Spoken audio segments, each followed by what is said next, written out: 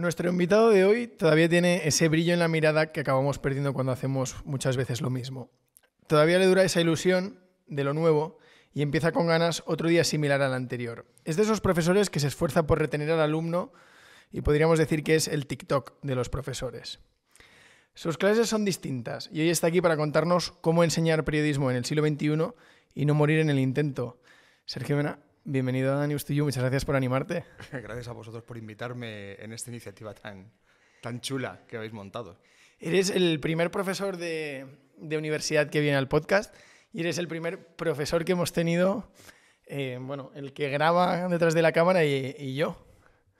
Bueno, alguno tiene que ser el primero, pero vamos, como yo hay varios, ¿eh? Somos muchos profesores, hemos sido muchos profesores y bueno, pues porque he sido yo el primero, pero seguro que si no viene alguno más, podrían venir, ¿eh? Podrían venir muchos. A ver si los engañamos. Oye, sí.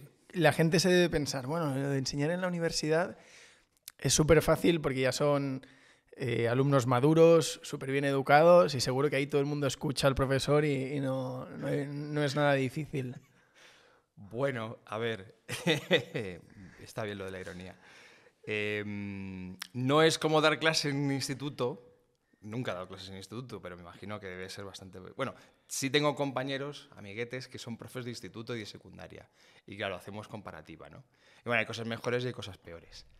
Pero, hombre, se supone que ya son chavales que ya han pasado una selectividad, que ya son maduros, mayores de edad. Pero, hombre, a ver, yo también he tenido 20 años. Entonces, pues hay cosas todavía que hay que trabajar y se notan. Entonces, pues no es lo mismo tampoco cuando estás en primero que cuando estás en tercero o en cuarto. Se nota muchísimo. Pero, bueno, pues son grupos de 80, chavales y chavalas, pues con las hormonas pensando en otras cosas, normal. Y a veces pues cuesta un poquito. No es lo mismo que dar clases en máster, que ya eso sí.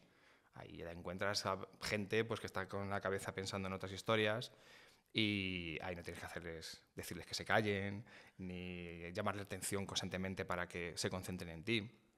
Entonces, bueno, simplemente es saber a qué público te estás dirigiendo y entonces tienes que actuar en consecuencia. No les puedes hablar a chavales de 19, 20 años como si fuesen gente de máster, 20, 30, 40 años, pero tampoco como chicos de 16, 15 años, ¿no? Entonces, simplemente eso, con saber a quién te estás enfocando, a quién es el receptor de tu mensaje, pues simplemente tienes que adoptar el mensaje y las herramientas, claro. Nosotros nos acordamos de que siempre intentabas como... Bueno, ahora se ha puesto muy de moda Kahoot y gamificar las clases, pero hace 6-7 años no era tan común. Y tú siempre estabas intentando jugar con nuevos formatos, con nuevas tecnologías. Yo creo que para la gente que no ha estado en este tipo de clases, yo creo que puede ser interesante hacer como una foto, ¿no? El giro que le das un poco a veces a los contenidos y a cómo lo presentas. Bueno, a ver, que me estáis poniendo como si yo fuese aquel innovador total y yo... Bueno, lo eras, ¿eh? En la no Complu. soy tan... Bueno, a lo mejor el primero, ¿no? Pero no de la técnica en sí misma. A ver, yo pertenezco a una generación de profesionales, porque al fin y al cabo somos profesores, pero todos somos periodistas, los que damos clases en la facultad. Bueno, periodistas, comunicadores audiovisuales o gente relacionada con la comunicación. Y yo pertenezco a una generación muy audiovisual. Ya he mamado audiovisual desde que era pequeño. Además, hay personas como yo, o sea, otros profesores de mi misma quinta, por así decirlo, que tienen una idea bastante parecida a la que yo tengo. Entonces, nos hemos juntado, hay un grupo de investigación, claro, nosotros en la universidad nos juntamos, que si en el departamento no sé qué, el grupo de investigación de no sé cuánto, para publicar esto y lo otro. Siempre estamos juntándonos entre los profes, sobre todo por afinidades profesionales, ¿no? Y yo pertenezco a un grupo de investigación que se llama News Hub. Vosotros sois News to You, pues nosotros somos News Hub. Y somos un grupo de profes que lo que hacemos es poner en común estas iniciativas que hacemos. Entonces yo, esto que ahora voy a contar, pues lo pongo en común al resto de profesores y los otros profesores cuentan sus historias. Entonces al final te das cuenta que yo de innovador no tengo nada. O sea, que hay otros profes, pues Roberto Gamonal, Sergio Álvarez, Raquel Caerols, y así, bueno, somos un montón. Y todos ponemos cosas nuevas. Y eso es porque venimos de la generación audiovisual. Nosotros crecemos con la televisión, no con 20, solo teníamos de 1, 2, 3 teles, pero poco a poco hemos ido creciendo con la aparición de nuevas televisiones. Entonces yo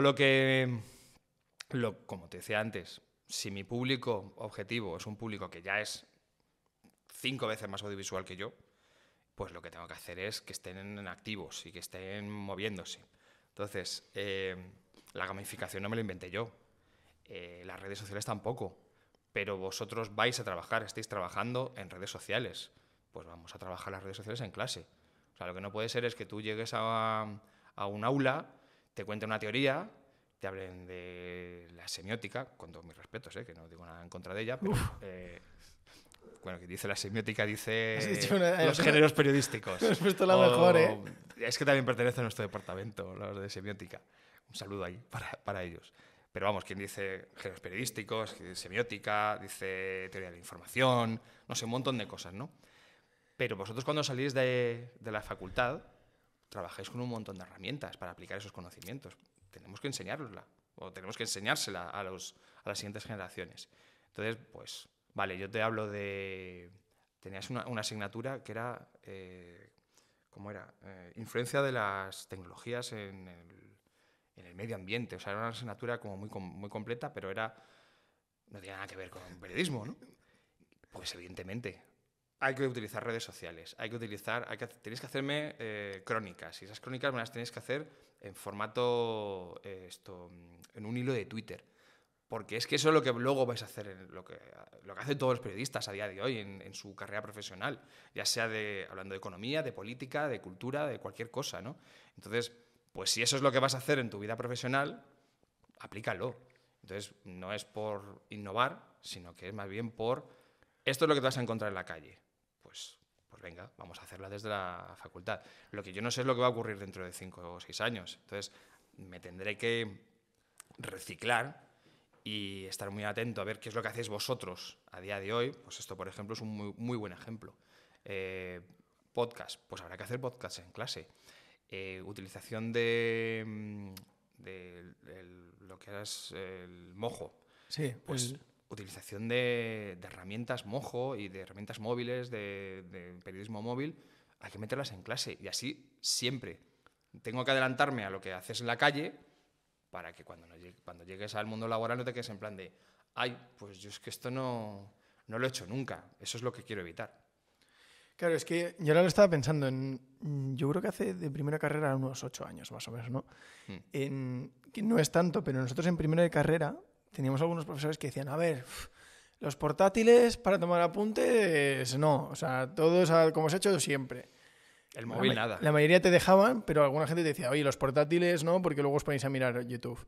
Y claro, tú llegabas y tú dices, oye, vamos a escribir una crónica en un hilo de Twitter. Claro, es que eres el guay, el profesor el guay, porque si no, al final el que entra luego mira qué contraste. Pero no es por ser guay o dejar de ser guay.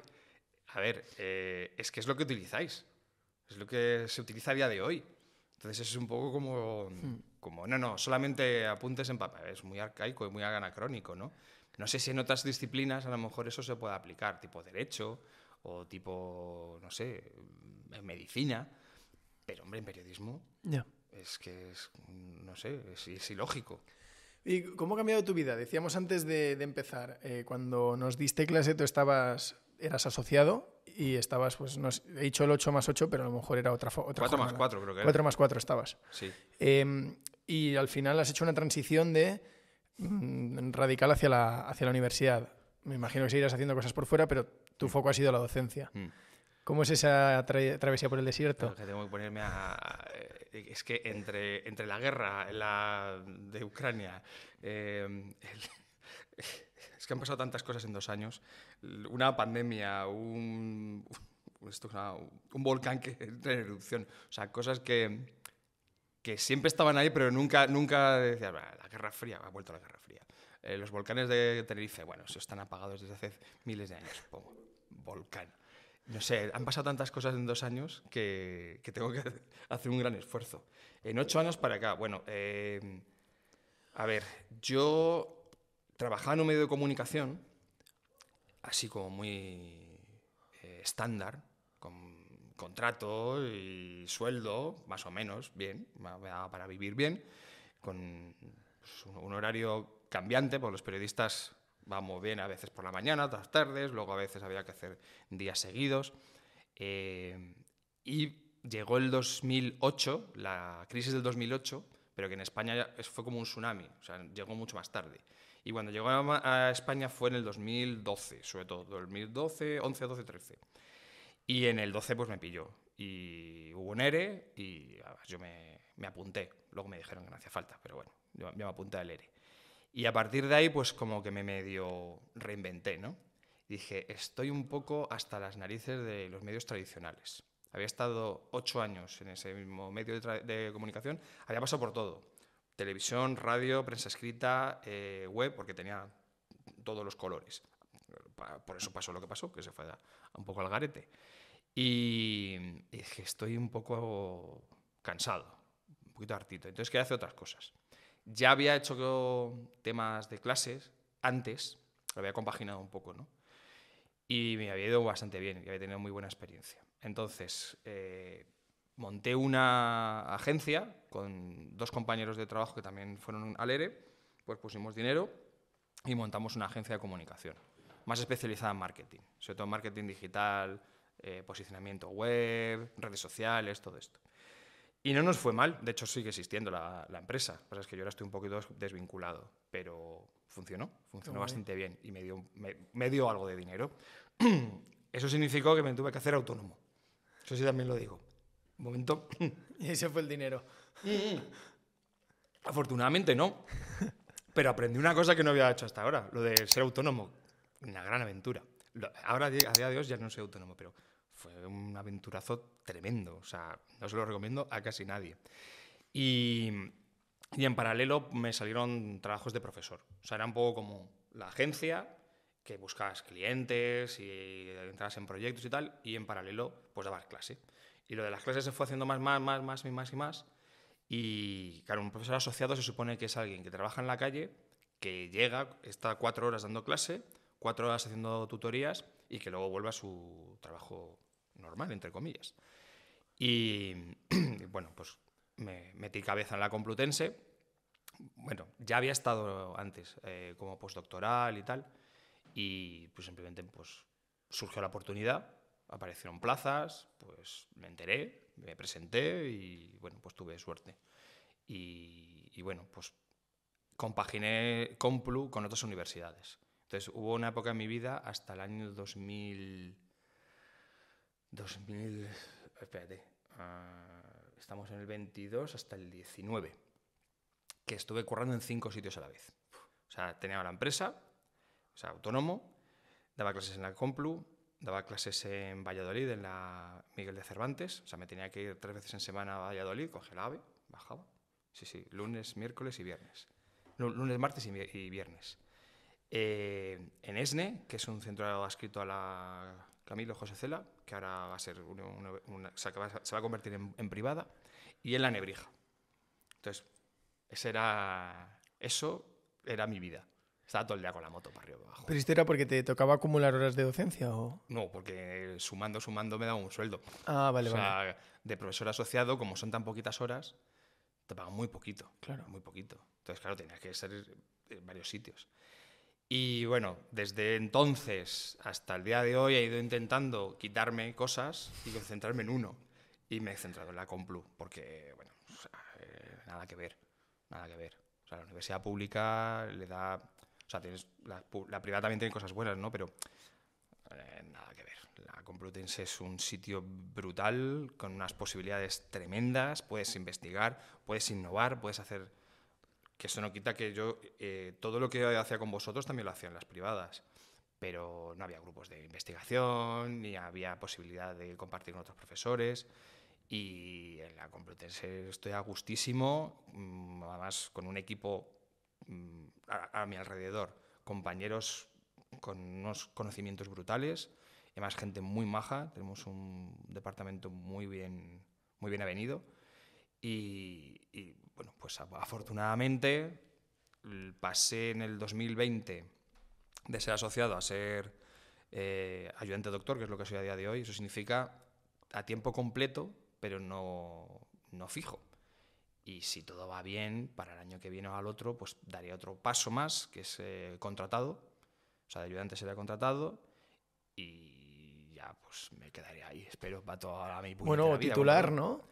Buah, titular, eso significa ser funcionario. Eso es muy complicado. Es muy difícil. Es que la carrera de profesor, desde fuera, como parece muy bonita, pero es muy compleja, porque a día de hoy tenemos una cosa que se llama ANECA, que a lo mejor os suena, que es una agencia de acreditación. Tú, para poder ascender en el mundo de la docencia universitaria, tienes que tener, como dice mi jefe, cromos. Tienes que tener un montón de cromos. Entonces tú llegas allí con tu... Antes era físico, ahora es online, pero tú llegas con una carpeta llena de cromos, literal, son certificados, pero como si fuesen cromos. Y empiezas a abrir la carpeta y empiezas a enseñar los cromos. Entonces el DANECA los recibe, te evalúa, hace con unas tablas, dice, pues tienes tantos cromos de esto, tienes tantos cromos de no sé cuánto. Y al final sale un número. Vale, entonces este número dice que tú estás acreditado para poder ser profesor y hay figuras, ¿no? Que si contratado de universidad privada, que si no sé qué, que si no sé cuánto. Y entonces la vida nuestra consiste en dar clases, pero constantemente hacer otras cosas para que te den cromos. Entonces, para ser titular tienes que tener miles de cromos. Y además tienes que pasar una prueba en la facultad. Te hacen una prueba y tienes que presentar como si fuese un examen. Y nuestra vida consiste en estar estresados en un congreso. Vas al congreso y además te da hasta medio vergüenza, porque termina el congreso y tú, vale, has aprendido lo que sabes, has escuchado a la gente, tú has contado un poco tu vida y al final tienes que llegar al que ha montado el congreso y decirle, por favor, ¿me puedes dar el cromo? Y además todos sabemos de qué va la historia, ¿no? Y nos da esta vergüenza, en plan de, parece que solo he venido por el cromo, pero... Y hay gente que solo va por el cromo. Claro. ¿no? Y así todo. O sea, es un poco complejo. Esa es una odisea y es una de las 1000 cosas pendientes en mi vida. Yo empecé el doctorado. Antes de montar todo esto, empecé Pues el no lo doctorado. acabes. Bueno, cuando entré con la ANECA era una locura porque tú lo estás contando así muy gráfico, pero es que es literal. Que si un capítulo en un libro suma tanto, organización de un congreso suma tanto, participación es otra puntuación. O sea, al final es como las oposiciones, que todo va por puntos y tienes que tener... Bueno, de hecho me decían que ahora para catedrático te piden que en los últimos 10 años, o sea, en los 10 años previos a solicitar el nivel de catedrático, hayas pasado por lo menos un año entero Fuera. dando clase en una universidad internacional. Y para ser titular tienes que haber hecho una estancia. Una estancia significa mínimo 3 meses en una universidad extranjera, pues de invitado, o dando clases, o investigando, tal. Entonces, claro, digas tú, vamos a ver, yo ahora tengo 2 niños pequeños. No tengo un duro, entre comillas. O sea, me da para vivir, pero ¿a dónde puñetas me voy yo? 3 meses Claro. así pagado por tu bolsillo, que me quieran admitir a mí, yo qué sé, te vas a Edimburgo. Me voy yo 3 meses a Edimburgo, me dejo aquí a la familia, mi mujer Es que es duro, ¿eh? no sé, me echará de casa con toda la razón del mundo, ¿no? Entonces, si no puedes hacer eso, tienes que complementarlo de otra manera, pues yendo a más congresos, publicando más cosas. Pero al final me va a tocar hacer una estancia, no sé cómo lo haré, esto es una aventura de mi futuro, pero porque te obligan, lo que dices tú, es que estás completamente enfocado a donde ellos te dicen que tienes que meterte. O sea, tienes que ir por este pasillo si tú quieres llegar a ser algo en el mundo de la docencia. Sí o sí. Y tú, bueno, pues nada, hay que pasar por el aro. ¿Y no crees que lo han hecho demasiado vocacional, lo de profesor de universidad? Porque luego tampoco es que económicamente, socialmente, no tiene ese reconocimiento que uno esperaría con lo largo que es el proceso. Ni periodista. Tampoco. Tampoco. Pues yo creo que es más vocacional lo de ser periodista, o lo de ser comunicador. Yo cuando estaba en el instituto, yo quería ser comunicador audiovisual. O sea, yo quería hacer imagen y sonido, que es como se llamaba entonces. Por cosas de la vida terminé en periodismo. Es decir, yo no quería ser periodista desde que era pequeño, pero sí me encantaba la tele. O sea, la tele para mí era la vida. Terminé en el mundo del periodismo y dije, ostras, pues mola. Hice la carrera de periodismo y me quedé como, pues me encajo perfectamente. Me fue muy bien la carrera y me moló. Hice prácticas y más en la tele. Me encantó. Dije, hostia, no era esto lo que yo quería en un principio, pero al final me he metido aquí. Terminé la carrera de periodismo y había hecho un diploma que era un título propio, no sé qué, y entonces vi la oportunidad y dije, o sea, que esto es como media carrera de comunicación audiovisual. Puedo convalidar. Y efectivamente, me la convalidaron y en 2 años me saqué la de comunicación audiovisual, que era la que yo había querido hacer desde un principio. Saqué menos nota. Saqué, si yo recuerdo mal, saqué más nota en periodismo que en comunicación audiovisual. Y entonces la vocación mía, como de mucha gente, yo creo que se te va formando. Vas viendo, vas probando. Luego en el mundo profesional me di cuenta de qué es lo que hacían los técnicos de audiovisual y qué es lo que hacían los periodistas. Y dije, plumilla. Me moló más lo de la plumilla. Nada reconocido. De hecho, a día de hoy, a finales de abril, voy a presentar en uno de esos congresos famosos de ANECA una historia sobre cómo nos están breando en las redes sociales a los periodistas, que somos los culpables de todo. Siempre hemos sido los culpables de todo. Pero esta época en la que vivimos ahora de tanta exposición y tanta desinformación, nos están cayendo, pero algo hasta a niveles absurdos. Entonces, presentó la ponencia con un montón de ejemplos de casos en los cuales los periodistas, simplemente por ser periodistas, nosotros hemos matado a quien tú consideres que sea un héroe, pues lo hemos matado los periodistas. El hambre en el mundo es culpa de los periodistas. La guerra en el mundo, no en Ucrania, en el mundo, es culpa de los periodistas. Si eres de Pedro Sánchez, la extrema derecha es culpa de los periodistas. Si eres de Vox, está Pedro Sánchez por culpa de los... O sea, somos nosotros el objetivo, somos unos mentirosos, manipuladores, ¿qué más cosas nos dicen? Las lindezas. Unos... ¿cómo es esto? A sueldo del poder. O sea, somos lo peor socialmente. Ya lo éramos antiguamente, pero ahora con esto de que todo el mundo puede participar en Internet y puede dar su voz y su voto, somos lo peor. Entonces, claro, la vocación tiene que ser muy grande para poder aguantar esto, ¿eh? ¿Y tú crees que antes no era así? ¿Crees que en algún momento cambió? ¿O esto de la imagen del periodista, de la máquina de escribir, del prestigio, del New York Times, todo esto es más de películas que realmente algo que haya sucedido? Bueno, a ver, yo he vivido la transformación del mundo analógico al mundo digital, del periodismo analógico al periodismo digital, del periodismo tradicional con las viejas glorias a día de hoy con las nuevas figuras emergentes. TikTokers, Instagramers, que tienen todo mi respeto, porque son... o sea, si están ahí es porque tienen el éxito del público. O sea, se han sabido trabajar al público. Y si son gente que influencia, o sea, que influye, mejor dicho, perdón, es por algo. ¿Vale? Es que hay mucha gente que los está como quitando importancia. Y no, yo creo que tienen bastante importancia. Y no son periodistas y no han estudiado nada, ya, ¿y qué? Pero claro, tampoco pasa nada, ¿no? Entonces, la imagen que tenía la sociedad de los periodistas de antaño era otra, diferente a la nuestra. No por ello estaban más reconocidos que ahora, pero sí existía, era una imagen más canalla. Los periodistas de hace 30 años, 35 años, la imagen que había en la calle, este es un viva la Virgen, medio alcohólico, seguro que está divorciado 2 veces, que era verdad. Pues un viva la Virgen. En cierta manera sí lo eran, pero era otra manera de ser periodista. Y cuando tú decías en la calle que eras periodista, la gente levantaba un poco la ceja, en plan de, eres periodista, como, es un trabajo intelectual. Sí. A día de hoy ha cambiado muchísimo, y todo es por el tema de Internet, y todo es porque todos los ciudadanos del planeta tienen capacidad de entrar en ese foro y opinar y ser uno más.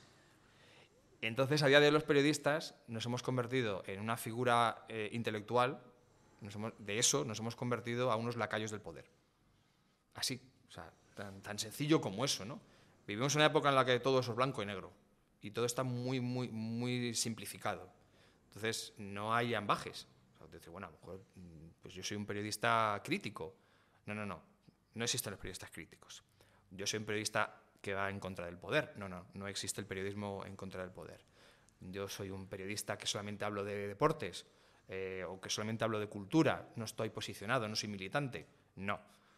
Todos los periodistas del mundo son malos, militantes, ideologizados, Sí. perdón, se lo he dicho mal. O sea, no hay otra... Cuando tú ahora dices que eres un periodista, la gente no te levanta la ceja, se te queda como en plan de desconfiada. Ya. Ah, eres periodista. ¿Y esto cómo ves? Claro, es una pregunta que no tiene respuesta, ¿no? Pero ¿cómo ves la relación con los medios? Es decir, ¿esto perjudica a los periódicos o les beneficia? Es decir, tú como periodista no eres nada, ya solo quedan las marcas, ¿no? Sí. Bueno, no. A día de hoy hay un sumatorio. Cuando dices periódicos, ¿te refieres a las cabeceras? O sea, a los periódicos tradicionales, no, Sí. ¿no? O Bueno, en medios de general comunicación. a los medios conocidos, a las marcas potentes del periodismo, por ejemplo, por lo menos en España. Mira, en general, bueno, en España y en el mundo, hay una crisis de confianza brutal. Brutal. Cuando empezó Internet, cuando saltó en el 2000 sobre todo a todo el mundo, cuando se abrió a todo el mundo, la gente fue como muy positiva. El periodismo ciudadano, la gran enciclopedia del mundo, vas a poder consultar cualquier cosa en cualquier sitio, o sea, todo se enfocó desde el punto de vista positivo. En cuestión de unos añitos fue al revés. Se le vio, es que Internet, pues lo que tú me dices hace un momento, los profesores no quieren que la gente abra el portátil porque se va a poner a buscar otra cosa y te va a ser por ahí, más allá de delitos, pornografía infantil, cosas muy abyectas, ¿no? Eso, que en un principio era como algo muy positivo, se ha dado la vuelta y a día de hoy nos hemos dado cuenta de que, bueno, tiene sus cosas buenas y sus cosas malas, y entonces la gente se ha vuelto muy desconfiada. Eso se ha extendido a todas las capas de la sociedad. Ahora, gracias a que existe Internet, creo, no confiamos en los políticos, no confiamos en los empresarios, no confiamos en los periodistas, no confiamos en nadie. No confiamos en las marcas de toda la vida, no confiamos en los medios de comunicación de toda la vida.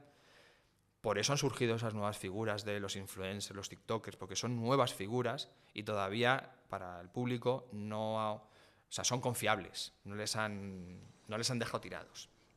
Entonces, para mucha parte de la sociedad, decir que tú vas a leerte una crónica y que te vas a un medio de comunicación de toda la vida, o sea, El Mundo, El País, el ABC, por ponerte cabeceras de periódicos de muchos años, pues resulta que en vez de decir, no, eso es una fuente fiable, te estás encontrando con bastante capas de la sociedad que dice justo todo lo contrario. Dice, no, esos son medios que están aborregados porque son partícipes del poder omnímodo que nos está oprimiendo, y esto es real, ¿eh? Te pones a ver y dices, tú, hay gente que dice estas cosas, Dios mío. Y por tanto, no hay que confiar en los medios.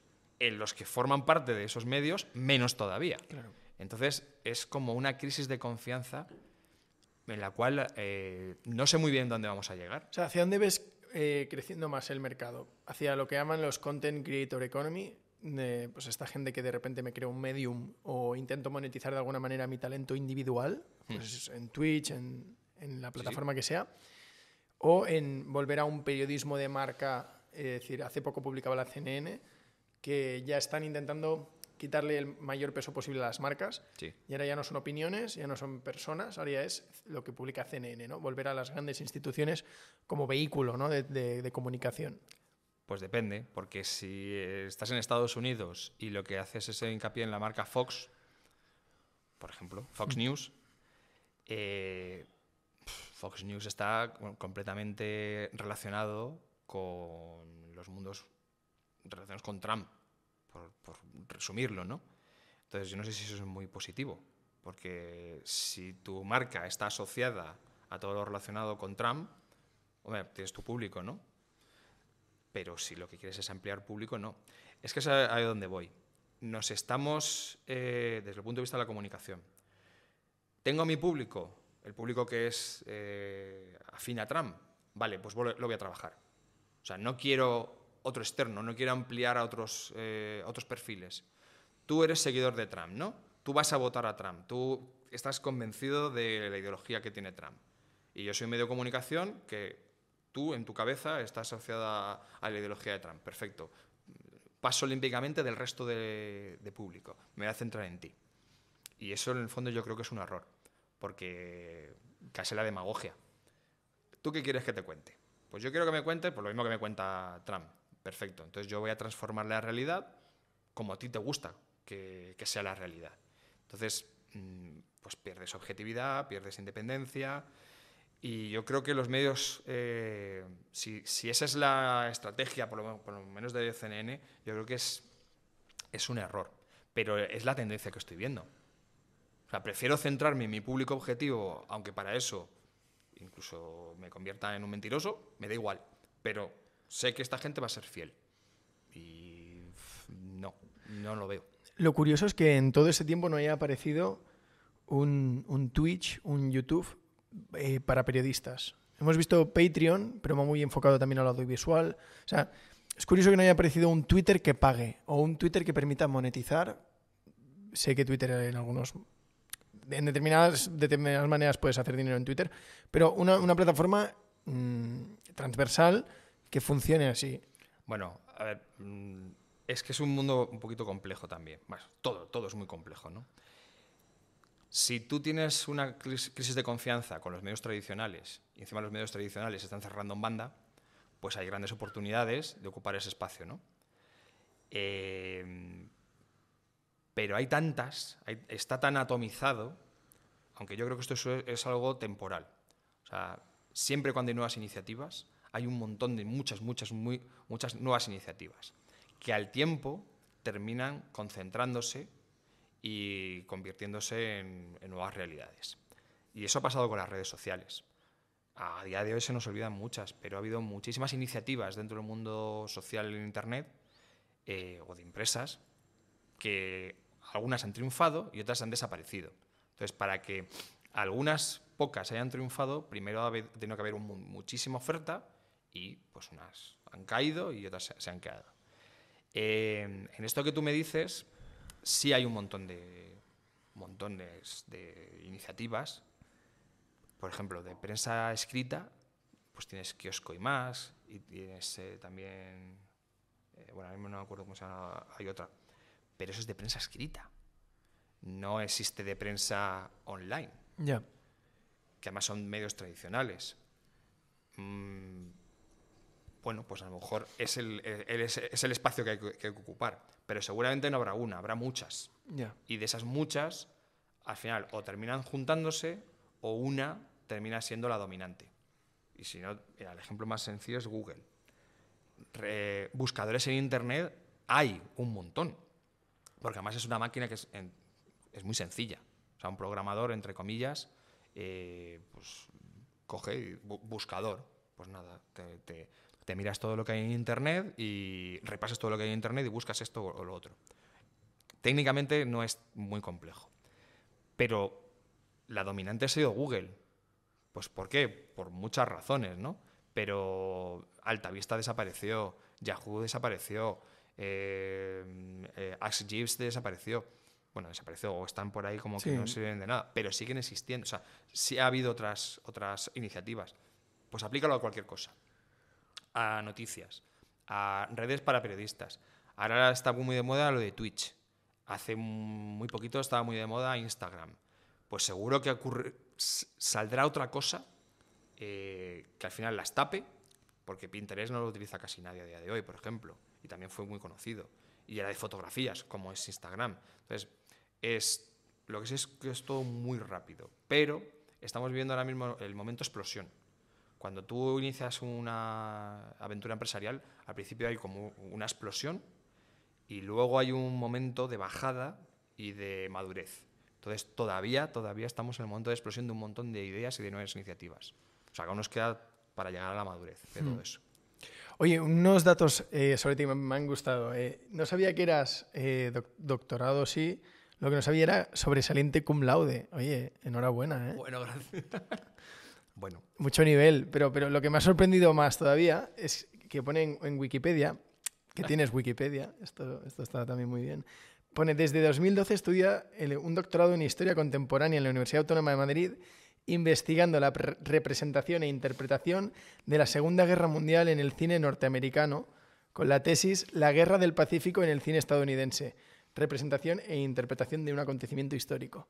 O sea, ¿cómo alguien acaba en esta tesis tan concreta? Bueno, a ver, dos cosas. Lo de la Wikipedia es algo interesante que lo menciones. A vosotros no os lo dije, pero se ha convertido en una herramienta. Una herramienta más en clase para demostrar una cosa.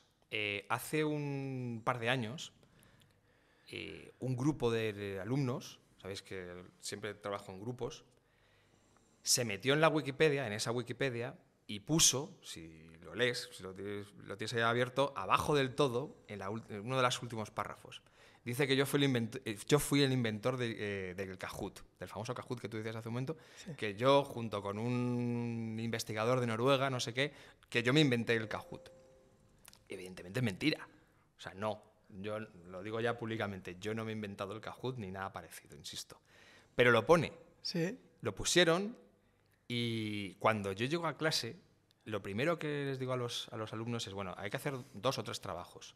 Depende del cuatrimestre. No me podéis utilizar la Wikipedia. Entonces, veo caras como de, no me jorobes. O sea, yo utilizo toda la Wikipedia. Y voy a demostraros por qué no podéis utilizar la Wikipedia. Entonces, entro en mi entrada, les hago leer ese párrafo y digo, a ver, ¿quién se cree eso? O sea, ¿quién cree que yo me he inventado el Kahoot? Y pero un montón de gente, levanta la mano en plan de, sí, pues te lo has podido... Claro, pues soy profe, soy investigador. ¿Lo del cum laude es verdad? Sí, eso es de cum laude, sí. O sea, es creíble, ¿no? O sea, mi perfil puede encajar perfectamente en que yo me haya inventado el Kahoot.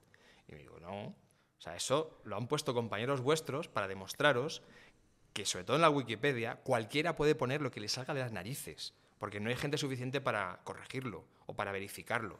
Entonces, no me utilicéis la Wikipedia, porque igual que esto, que es mentira, os lo pueden meter como algo real, os pueden meter cualquier cosa. Entonces, por favor, no me utilicéis nunca la Wikipedia como fuente. Sí, bueno, yo tenía por ahí un proyecto de libro sobre cine bélico que me lo encargaron hace muchísimos años. No salió bien el proyecto, o sea, yo todavía estaba estudiando comunicación audiovisual y a 4 alumnos de la carrera nos pidieron que hiciéramos 4 libros sobre géneros de cine. 2 de ellos se publicaron, cine negro y cine neorrealismo italiano, y cine fantástico y cine bélico no salió. Entonces tenía el proyecto hecho.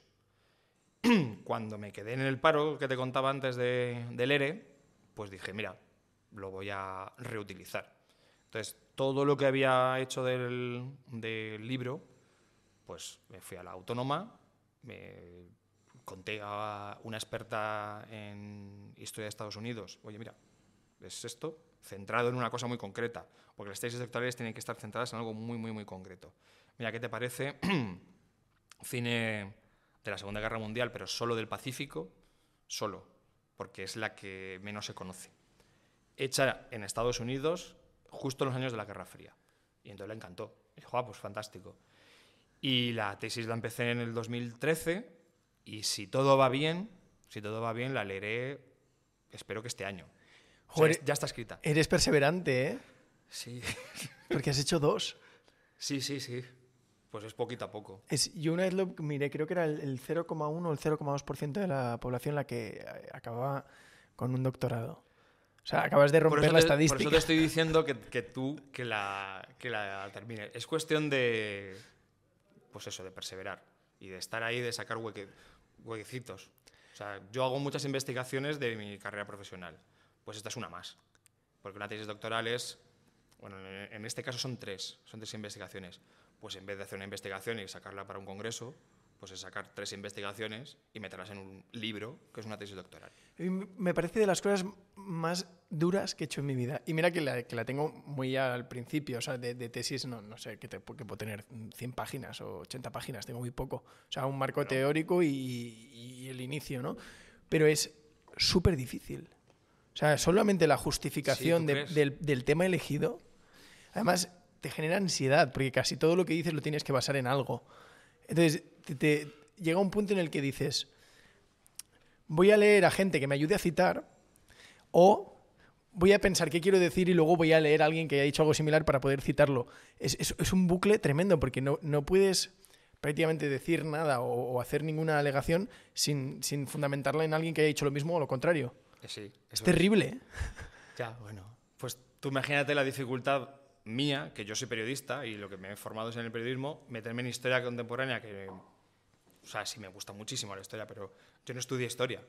Entonces, afortunadamente, cuando tú me haces una tesis doctoral, no la haces directamente, sino que tienes que pasar una serie de cursos y tienes que estar en una serie de talleres y tal. Menos mal. O sea, para mí me han enseñado eso que tú dices sobre historia en esos talleres. O sea, ¿a quién tienes que leer? ¿Cómo tienes que leer historia? ¿Cuáles son los autores que tienes que leerte sí o sí? Y cómo tienes que argumentar, porque es diferente a lo del periodismo. Entonces, bueno, ansiedad tampoco. Yo creo que ansiedad no. Pero sí te hace un esfuerzo brutal. Porque efectivamente, tú lo has dicho muy bien, cualquier cosa que tú argumentes, si no dices que lo has sacado de otro autor, es que lo estás diciendo tú. Y eso da mucho vértigo, porque tienes una gran responsabilidad de hacer una afirmación así, a lo loco, sin explicarlo o sin aportar ningún tipo de prueba. Entonces, en el estado de la cuestión, en el marco teórico, bueno, el marco teórico ya ni te cuento, o sea, tienes que contar qué han hecho otros antes que tú, ¿no? Y bueno, cuando eres investigador, o sea, cuando eres profe, estás un poco acostumbrado a esto de ver muchas fuentes, A día de hoy con Internet se facilita muchísimo el trabajo. Claro. Tú imagínate esto hace 30 años. O sea, tienes que ir a bibliotecas, a archivos, a centros de documentación, ver libros o otro tipo de documentos, apuntarlos, hacer fotocopias, para luego citarlos. A día de hoy, afortunadamente, mira, eso es lo bueno que tiene Internet, pues todo está metido en la red, ¿no? Entonces es muy fácil buscarlo y encontrarlo y citarlo. Pero sí, es un trabajo de hormiguita. Sí. Entonces, bueno, constante no, es poco a poco. Oye, en tu caso el cine te tiene que fascinar, ¿no? Sí, mucho. ¿Qué películas, o centrándolo en la tesis, ¿no? ¿Cuáles son algunas de tus películas favoritas? O alguien que diga, oye, pues mira, me gustan mucho las pelis de la Segunda Guerra Mundial. Pues, bueno, no está dentro de mi tesis porque como está tan específica, pues claro, hay muchas que se quedan fuera. Pero, hombre, hay muchísimas películas. Hay una que cuando se lo cuento a la gente se quedan un poco como extrañados, porque no es ninguna clásica, ni es una de estas tipo El Soldado Ryan, no. Hay una peli del año 80 que se llama El final de la cuenta atrás. Es una peli muy friki. Muy friki. Si alguien tiene Filmin, seguro que la encuentra por ahí o alguna cosa de estas. Es una película fantástica, o sea, es de ciencia ficción, pero es bélica, es de la Segunda Guerra Mundial. Es una peli que te dice qué hubiese pasado si por mundo fantástico un barco de guerra estadounidense hubiese viajado al pasado justo el día de Pearl Harbor. O sea, la peli es un portaaviones nuclear, el Nimitz, que entra en una tormenta ahí en medio del Pacífico, y la tormenta en verdad es un agujero de gusano. Pero ellos no lo saben, ¿no? Pero se meten en la tormenta y bueno, pues un tormentón que te cagas, y cuando termina la tormenta, de repente se dan cuenta que algo pasa. Empiezan a llamar a la radio y nadie les contesta. Empiezan a ver por el radar y no hay nadie. Es como que todo ha cambiado, ¿no? O sea, es todo lo mismo, pero todo ha cambiado. Y de repente se dan cuenta que aparecen por ahí aviones japoneses de la Segunda Guerra Mundial. Y es como que hay un festival aéreo por aquí, en medio del Pacífico.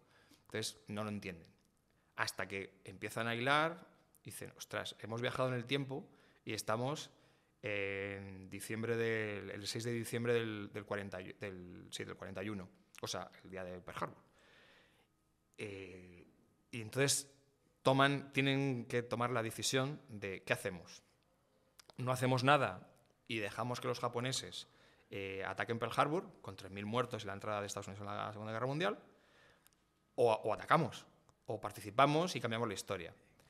Y entonces deciden atacar, deciden participar. Entonces la peli es muy chula porque aparecen F-14, Tomcat junto con Ceros, ¿no? Entonces los japoneses mirando con cara de ¿esto qué es? O sea, como... O sea, sabes un montón, ¿eh? de Sí, terminología, o sea, de modelos de avión y tal. Sí, soy muy friki de eso. Y la peli me encantó de pequeño porque yo era un enano, tenía 5 años. Pero me encanta esa película. Luego al final, bueno, no lo voy a contar el final, ¿no? Pero... ¿Y cómo llegas ¿Te empezó gustando el western o cómo llegas a este género? Bueno, yo, como te he dicho antes, soy muy del mundo audiovisual. Yo soy de la generación que vivió el VHS. O sea, iba al cine con mis hermanos, pero apareció el VHS en la vida de todos nosotros, ¿no? Y eso fue un cambio radical.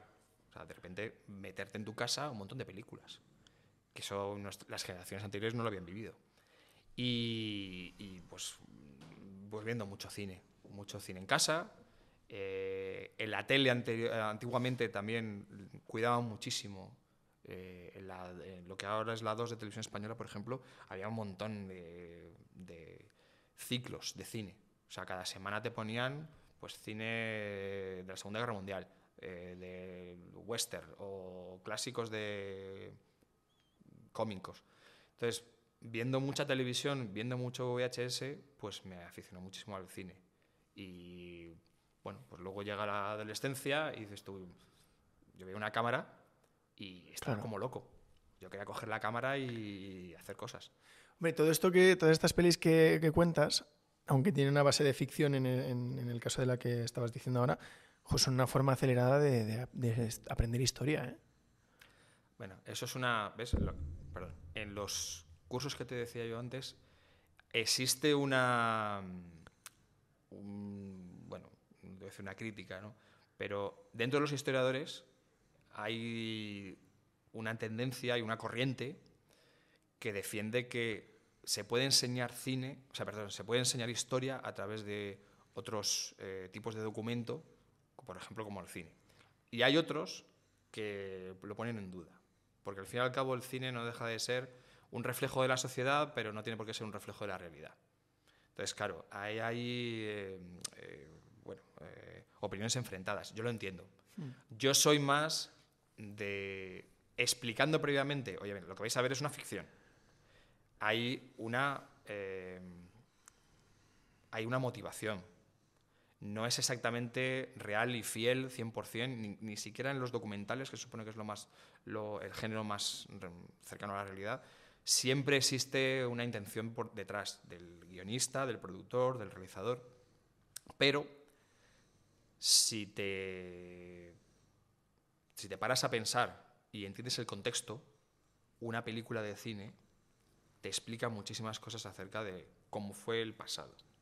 La tesis esta que me preguntabas, la clave de mi tesis, la segunda tesis, es una cosa que aprendí en historia que se llama Zeitgeist. Es una palabra alemana que es algo así como el momento en el que estamos ahora mismo viviendo. A ver, es un poco complejo, pero tú a día de hoy, en el siglo XXI, representas el pasado de una manera. Pero hace 50 años la representación de ese mismo pasado era de otra manera. Para poner un ejemplo muy claro. Si ahora haces una película de romanos o de Egipto, del antiguo Egipto, no lo haces igual, no lo presentas igual que las películas clásicas de Hollywood cuando hacían Cleopatra o bueno, las clásicas, ¿no? Las que todos conocemos del Peplum. Entonces, ¿por qué? ¿Por qué si Roma fue de una manera? ¿Por qué si la antigua Grecia o el antiguo Egipto fue de una manera? ¿Por qué en épocas diferentes de la historia, posterior, se representa de formas diferentes. Y todo tiene que ver, eso es lo que yo presento en la tesis, con la influencia del contexto. O sea, tú a día de hoy estás influenciado por un montón de cosas. Existe Internet. La sociedad está mucho más avanzada que hace 50 años. El cine de hoy día es un cine que no es un cine propagandístico. Ni quieres contar, sobre todo el de Hollywood. Claro. No quieres alabar las bonanzas del cristianismo, sí, o de las... O sea, todo depende de lo que esté de moda en el entorno en el que vives ahora mismo. Entonces, por ejemplo, Amenábar hizo una película hace cosa de 10 años sobre Hipatia, o sea, que es una filósofa griega, pero no tiene nada que ver con cómo eran las películas sobre la antigua Grecia que se hacían en Hollywood hace 50 años. Y, claro, es el mismo, te están contando la misma época. Hombre, es mejor, ¿no?, que sea así. Es que si no sería como la dictadura del que llega primero. ¿Tú crees? O sea, si yo soy el primero en narrar algo y fijo el concepto o fijo el discurso, pues al final he jodido a todos los que vienen detrás, ¿no? Yo lo que he llegado a la conclusión es que es inevitable. No hay mejor ni peor, sino que no puedes evitarlo.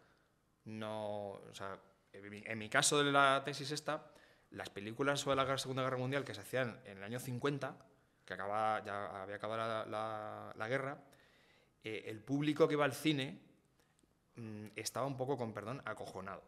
O sea, era una época en la que vivía, sobre todo la sociedad de Estados Unidos, después de la bomba de Hiroshima, estaban acojonados, porque los rusos estaban a punto de conseguirla y veían que aquello se iba todo a tomar por saco. Las pelis de los 50 de la Segunda Guerra Mundial, muchas son propagandísticas, pero muchas encierran un miedo. Y en los años 70, cuando Estados Unidos está metido en la guerra de Vietnam, las pelis sobre la Segunda Guerra Mundial son pelis en vez de estar centradas en el héroe, en qué bien hemos hecho la guerra, cómo hemos ganado los japoneses pasaron de ser gente odiosa, o sea, personajes ávidos de sangre, pasaron a ser personas humanas, porque Japón pasó de ser un país enemigo, pasó a ser un gran amigo. Entonces, las pelis de los 60-70 sobre los japoneses son todo lo contrario que los años 50. Cuando la guerra de Vietnam hubo un drama en la sociedad estadounidense. Chavales como vosotros los mandaban obligados a luchar a Asia sin casi saber utilizar un arma, a matar a gente que no conocían de nada cuando no querían hacerlo. Entonces aquello fue un gran trauma. Las pelis de los 70 sobre la Segunda Guerra Mundial de repente te cuentan cómo los chavales que estaban en la isla de Guadalcanal o en Iwo Jima o por ahí, les pasaba lo mismo. O sea, no se sabía en su momento, había que contar otra cosa, pero también les pasaba lo mismo que les pasaba a los chavales de Vietnam. Entonces es como, a ver, la guerra es la misma, fue la misma, pero las cosas que te cuentan cambian muchísimo y es inevitable, no puedes evitarlo. Entonces, ¿mejor o peor? Pues depende, siempre tienes que tener en cuenta el contexto. La mejor película de las que yo hablo en mi tesis es, sin ningún tipo de duda, es que a veces con los títulos se me va, De aquí a la eternidad. De aquí a la eternidad hay un montón de estrellas de Hollywood, además. Cuenta el día a día de los militares que estaban en Pearl Harbor antes y durante Pearl Harbor, ¿no? Entonces cuenta un poco, no el heroicismo de los militares, que también lo cuenta, pero no es el objetivo de la película, sino que cuenta un poco el día a día, las miserias también en sus relaciones personales. Eso se hacía en una época en la que Hollywood podía tratar esos temas. En los 80, cuando Reagan, las películas sobre la Segunda Guerra Mundial son un poco rollo Terminator, o sea, rollo Schwarzenegger. Entonces, influye muchísimo qué es lo que está pasando en la vida real a tu alrededor para contar algo que pasó en el pasado. Pero no es mejor ni peor. Me imagino el que llega al final de la tesis y pone conclusiones, mejor o peor, depende, ¿no? Y se queda loco. Pues a ver, acuérdate de tu tesis. Tú empiezas tú te planteas unos objetivos. Y los objetivos suelen ser, quiero demostrar esto, o quiero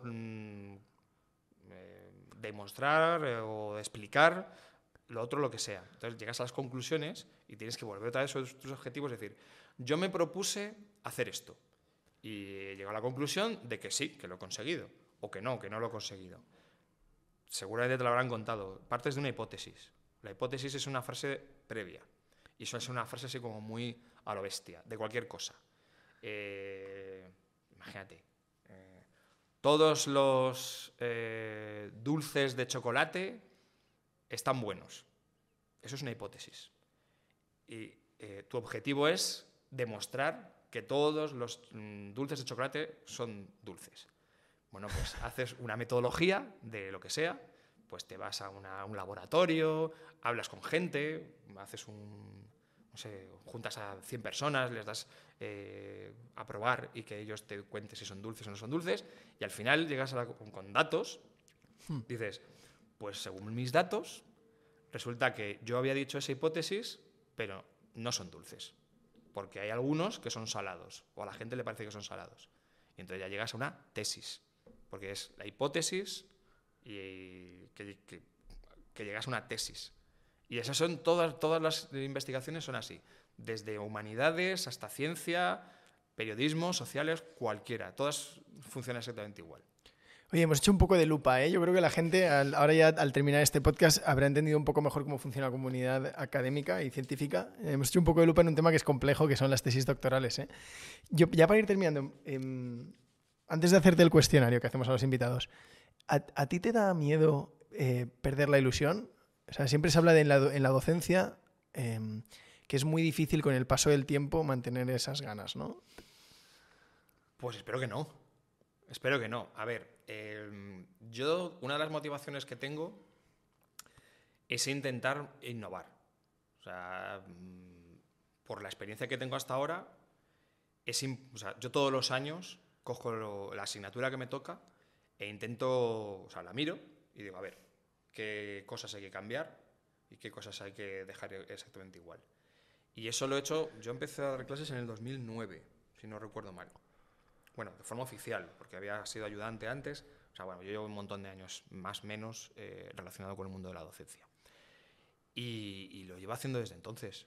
O sea, si hasta ahora lo he hecho, nada me indica que no lo siga haciendo. Entonces, si esa es mi motivación, pues yo entiendo que la ilusión, bueno, espero no perderla, ¿no? Pueden pasar muchas cosas en la vida. Pero yo me ilusiona tener a gente nueva, los perfiles van cambiando, las generaciones van cambiando, tienes que adaptarte a ellas. Entonces, como me veo en la obligación de estar siempre pues, moviendo el culo, con perdón, pues entiendo que esa característica que tengo yo, pues no la voy a perder, espero, insisto. Yo creo que va en la persona, ¿eh? Da igual lo que te pase, al final es yo creo que lo que más marca tu nivel de motivación, lo bien que lo vas a hacer, las ganas, tu profesionalidad, más que el contexto, los compañeros de trabajo, el horario, yo creo que es la personalidad. El otro día estuvo aquí Jordi Barri, que además cuando publicamos el podcast pues tuvo mucho éxito. Tú lo veías, era un tío con chispa, joder, que llega y te alegra la tarde, ¿no? Y luego tienes gente que hace lo mismo, se dedica al mismo sector, tiene un horario muy parecido, tiene una vida muy parecida y son todo lo contrario. Yo creo que depende mucho de la persona. Oye, vamos a empezar con el cuestionario. Un libro. Que me haya gustado, que me haya impactado. O que a lo mejor recomiendas a alguien de, oye, pues mira, pues... Pues un montón. Un montón. Es súper libre esta categoría.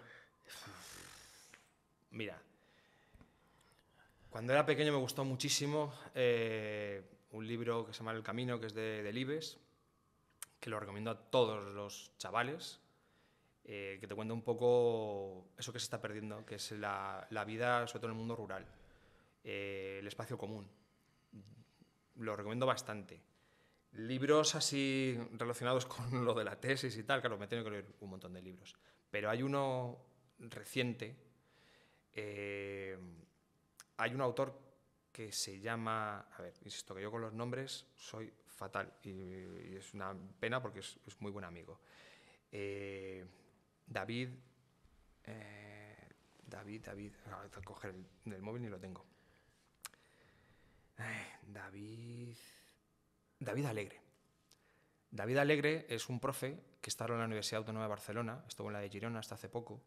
Es un chico muy joven y es un historiador brutal.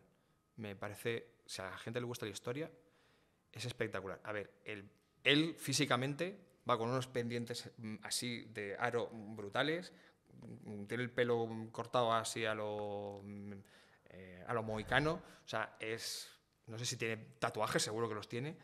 O sea, es como un personaje, cuando tú lo ves, dices, este tío es profesor, es doctor en historia, además también cum laude brutal. Joder. Y tiene 2 libros, uno es Comunidades rotas, que habla sobre las guerras civiles en Europa, que es muy desgarrador, y tiene otro que es La batalla de Teruel. La batalla de Teruel, bueno, yo por relaciones familiares de mi mujer, son de Teruel y tal, y voy mucho por allí. Y conozco bastante el entorno, y también qué es lo que pasó. Y es que la batalla de Teruel en la Guerra Civil Española fue como el Stalingrado de la Segunda Guerra Mundial. Es lo que se llama la guerra total. Y es que encima David lo que ha hecho ha sido contarlo técnicamente, pero también ha entrevistado a supervivientes de aquello. O sea, gente que tiene 80, 90 años, ¿no? Y es tremendo, porque juntarte la parte fría con el testimonio humano, que es lo que él hace muchísimo, él va mucho a contar las historias, las pequeñas historias, que al fin y al cabo son las grandes historias. Y me pareció un libro sobre historia tremendo. Entonces, recomiendo muchísimo David Alegre Lorenz. ¿Ves? Al final me acuerdo. En vez de uno te digo 2, pero Venga. tengo muchísimos más libros. Lo apuntamos. Una canción. Por lo mismo. Es que mi Spotify es como... Tengo 4.000 canciones. No sé. Una sola. Sí, sí que esto depende mucho del estado de ánimo, pero... Mira, cuando hice la primera tesis, la de periodismo, me encerré una semana. Esto también te lo recomiendo, lo de que te encierres. Yo me he encerrado 2 veces en la casa de mis abuelos en el pueblo. O sea, imaginaros, una típica casa de pueblo donde no vive nadie desde un montón de tiempo, gigantesca, yo solo, completamente aislado del mundo. Y todas las mañanas cuando me despertaba me ponía la misma canción, que es una canción de The Police, que se llama Next to You. No me preguntes por qué. O sea, a mí siempre me ha gustado mucho The Police. Me gusta, es que de verdad me gusta muchísima música, muy diferente, pero todas las mañanas, pues no sé, a lo mejor es que era la primera que estaba en la lista de reproducción. Todas las mañanas empezaba con esa canción. Entonces, para animarte, además es una canción muy, muy animada. Como estado de ánimo para poner en marcha a la gente, lo recomiendo. Next to You de Police. No es News to You, es Next to You, has dicho, ¿no? Es parecido a Next to You, pero es Next to You. Un restaurante. Lo mismo. Para ir ahora, que me haya gustado. Uno que digas, oye, si te gusta la gastronomía y disfrutas comiendo... Sí, voy ahora menos, ¿no? Por lo de los niños y tal, pero sí. Joder, un restaurante. Las 2 preguntas que quedan son más acotadas. No, pues mira, lo mismo. Pues a veces voy a restaurantes así como muy puturrú, que son fantásticos y comes muy bien y estás genial y te dejas una leña, pero también me encantan los bares de barrio. Sí, a ver, pues voy a decir 2. Lo mismo, lo siento, no puedo decir 1. Si a alguien le gusta ir por Lavapiés, acaba de reabrir un sitio que se llama El Mellows, que seguro que conocéis. Claro, no es lo mismo ahora, que lo han cogido un par de chavales y han intentado seguir un poco lo que era antes, que lo que era antes. Porque lo que era antes es que era espectacular. Las zapatillas siguen siendo las mismas, son baratas y te pones hasta arriba de vino gallego, creo que es Ribeiro, muy recomendable. Pero es que el señor que estaba detrás de la barra y la mujer que hacía las croquetas detrás, o sea, eso no tiene precio. Y muchos fines de semana voy a Valencia por mi mujer, que es de allí, es de familia de Teruel, pero sus padres viven en Valencia. Vamos a ver a los abuelos con los niños. Vamos cada 2 semanas, solemos ir siempre a Valencia. Y claro, me tengo muy trillado también el mundo de salir por Valencia. Hay un sitio también, rollo como el Melos, que se llama Cervecería Juan. Cervecería Juan. Cervecería Juan, así, es como muy sencillo, ¿no? Está en la calle Islas Canarias de Valencia. Y es una cervecería que hace esquina, que le lleva una familia. Lo llevaba Juan, su padre, y ahora lo lleva Juanito, que es el hijo. Y es un sitio que te ponen raciones de marisco. Esto es caro, ¿no? No. O sea, está tirado de precio. Es el único sitio en España donde he visto que ponen un tipo de vino portugués blanco, que se llama Lancer. El Lancer rojo sí lo venden por ahí, pero el blanco no lo he visto en ningún sitio. Solo lo tienen ellos. Y por 4 duros te pones de chopitos, de navajas, de todo esto, te pones hasta arriba. Y está buenísimo. Oye, pues yo el Melos, me ha hecho gracia cuando lo has dicho, yo el Melos he ido 1000 veces y fui hace 2 jueves porque no había vuelto a ir desde que lo abrieron. Y es la bomba. O sea, claro, a mí me gusta. Es el batalla, es pero está muy bueno. Sí, batalla. Pero lo de los 2 señores que estaban detrás de la barra, eso es insustituible. Qué bueno. Sí. Una de tus apps favoritas no es necesariamente la que más usas, una aplicación sin la que no puedes vivir. Últimamente el Wordle, ¿no? Pero no es una aplicación. ¿Sí? Sí. Es muy triste. Esto es como envicias, el Wordle. Además, por todas las mañanas, antes de salir de casa, me hago uno. Incluso he hecho el truco para hacer más de uno. Sí, cambiando de navegador. Esto, pero que no salga de aquí. Una aplicación, pues yo creo que es Spotify. Fíjate. Claro, they are news to you, ¿no? Para haceros... Nadie lo ha dicho todavía. O sea, no te sientas en la obligación. Pues yo creo que Spotify. Voy en el coche, en viaje, Spotify. Llego al curro, Spotify. Sí. Yo creo que Spotify. Qué de bueno. hecho, yo la tengo de pago desde hace un montón de tiempo. Y no me arrepiento nada. Sí, es la app. Yo también lo creo. Sí. Yo no es la que más uso, pero es una app que es increíble. Y para terminar, lo último que has comprado en Amazon. Bueno, la que compra mucho en Amazon es mi mujer. La compra, vamos. Lo último que ha comprado me consta que es la compra. Y la ha comprado por Amazon. ¿Hacéis la compra por Amazon? Sí, bueno, además nosotros tenemos una historia y o sea, yo tengo 2 hijos, el pequeño tiene una enfermedad genética y tiene fibrosis quística. Entonces, cuanto menos salgamos, no por la pandemia, o sea, esto en general, para que ha coincidido nació justo antes de la pandemia. Cuanto menos salgamos y tal, y menos exposición tengamos, mejor. Entonces, compramos muchísimo a casa, cosas que traen a casa. De hecho, él no puede ir a guardería porque todavía está un poco, o sea, muy pequeño, tiene un sistema, las defensas son un poco débiles. Pero, aparte de la compra, yo lo último que he comprado es algo, es una fricada de estas. O sea, no sé si fue un cable, un adaptador, algo de audiovisual técnico. Creo que fue un adaptador, pero es algo pequeñito. Compro muchas chorradas de esas en Amazon. Y pues, Sergio, muchas gracias por haber venido. Te hacemos el regalo de honor a todos los invitados. Tengo regalo y todo. Sí. Espero que la uses, que te acuerdes de nosotros al usarlo. Ah, qué guay. Ya digo, no sé si eres muy de café y tal, pero bueno, por las mañanas seguro que hay algún uso que le podamos dar. Esto va al despacho, vamos. Mira, perfecto. Esto ahora mismo el despacho de la facultad. Oye, antes hacíamos foto analógica, pero justo hoy nos ha dado problemas la cámara, así que te voy a hacer la foto de invitado. Sí, hacíamos de estas que te sale la instantánea al momento, porque lo ponemos en un corcho, así que por lo menos para tener tu recuerdo, te lo hacemos con el móvil. Mil gracias por haberte animado. Nada, gracias a vosotros. Y nada, pues oye, siempre eres bienvenido en nuestro podcast. Gracias a vosotros más que por invitarme y por estar yo aquí contando mi vida y milagros, por la iniciativa. O sea, tenéis que hacer estas cosas. Porque esto de la idea de voy a meterme en un medio de comunicación tradicional, voy a entrar en el país, que está muy bien, está genial. Sí, pero es muy complicado. Y aparte que tiene los sinsabores que contaba al principio.